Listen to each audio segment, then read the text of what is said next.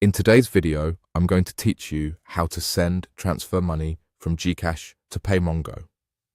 We'll walk through the exact flow inside the GCash app so you can move funds quickly and confidently. I'll also share a few simple tips along the way to help you avoid common mistakes and make sure the transfer goes through smoothly.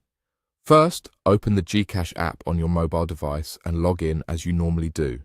Make sure you have a stable internet connection and that your available balance covers the amount you plan to send, plus any possible fees that may appear on the confirmation screen.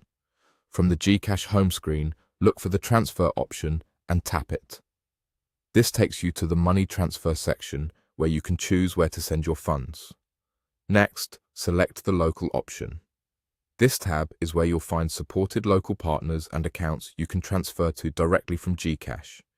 Now, use the search bar and type PayMongo. When PayMongo appears in the results, tap it to open the transfer form. You'll see fields where you can enter the amount, the account name, and the account number. Start by entering the amount you want to send. Take a moment to double-check this figure, especially if you're copying it from an invoice or note, to avoid sending the wrong amount. Next, fill in the account name exactly as provided to you. Spelling and spacing matter, so match the details carefully. Then, enter the account number associated with PayMongo. Be precise here as well. Verify every digit before moving on. Small typos in names or numbers are the most common reasons transfers get delayed or fail. Once everything looks correct, tap Send Money. At this point, simply follow the prompts on your screen. GCash may show you a summary for final review, including any applicable fees. You might also be asked to confirm the transaction using your usual security method. Read each prompt carefully and proceed only when you're sure all the details are accurate. After you confirm, wait for the success message. When the confirmation appears, save or screenshot the receipt shown by the app.